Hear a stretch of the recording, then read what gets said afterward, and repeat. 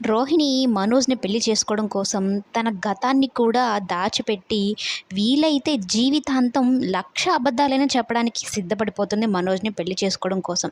అయితే వాళ్ళమ్మ నిజం చెప్పకపోతే ఎట్టమ్మా రేపైనా ఏమైనా ప్రాబ్లమ్స్ వస్తాయేమో అంటే, పెళ్ళవ్వని తర్వాత చూసుకుందాం. ఒకవేళ నిజం తెలిసినప్పటికిలే అనైతే అనుకుంటూ, ఇక ప్రభావతి ఇంటికైతే తాంబూలం పట్టుకొని వస్తుంది. మీనాను చూసి పని మనిషి అనుకోని చాలా ఘోరంగా అవమానిస్తూ మాట్లాడుతుంది. మీనా కూడా అదే రకంగా సమాధానం కూడా చెప్తుంది రోహిణికి. అయితే ఈ కామాక్షి చెప్తుంది, ఆ అమ్మాయి పని పిల్ల కాదు ఈ ఇంటి కోడలు అని.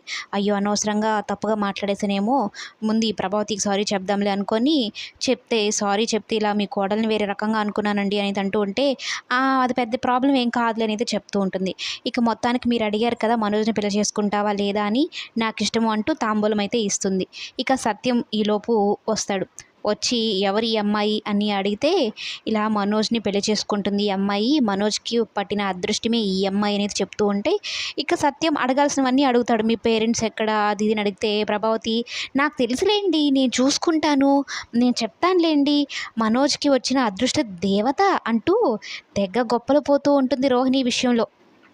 ఇక మనోజ్‌ని ఒక మాట అడగాలి కాబట్టి సత్యం అడుగుతాడు. "ఏమిరా నీకు ఇష్టమేనా?" అంటే ఆయన చక్కగా పోయి ఒక వైట్ కలర్ షర్ట్ ఏసుకొనొచ్చి నవ్వుకుంటూ వస్తాడు. "మా వాడికి సిగ్గమ్మా సిగ్గు. వాడంతే ఏ విషయం తిన్నగా చెప్పడు" అని చెప్తూ, "నాకు అర్థమైంది ఆంటీ ఆ అబ్బాయికి ఇష్టమే అని. షర్ట్ మార్చుకొచ్చినప్పుడే నాకు అర్థమైందని" అయితే రోహిణి తెగ సంబరపడిపోతూ ఉంటుంది. అయితే మీనాని కాఫీ తీసుకొని రమ్మని చెప్తుంది ఈ ప్రభావతి. ఆ కాఫీ కాస్త చూసుకోకుండా మీనా ఆ మనోజ్ షర్ట్ మీద పోసేస్తుంది. ఇక ఈమె వేరే రంగం సృష్టించేస్తుంది. మనోజ్ అంటే ఎంత ప్రేమో అందరికి తెలిసేలాగా చేస్తుందనమాట. అప్పుడు ప్రభావతి మురిసిపోతుంది. అసలు ఎంత ఇష్టమో మనోజ్ అంటే ఈ రోహిణికి చూడు అసలు తట్టుకోలేకపోతుంది అనైతే అనుకుంటూ ఉంటుంది. రోహిణి మాత్రం మీనాని అవమానిస్తూ ఉంటుంది. మీనా మాత్రం అన్నిటి మౌనంగా ఉంటుంది. ఎదురు తిరిగే మాట్లాడదు. కానీ సత్యం మాత్రం రంగంలోకి దిగి ఆ అమ్మాయికి బుద్ధి చెప్తాడు. అంటే రోహిణికి బుద్ధి చెప్తాడు.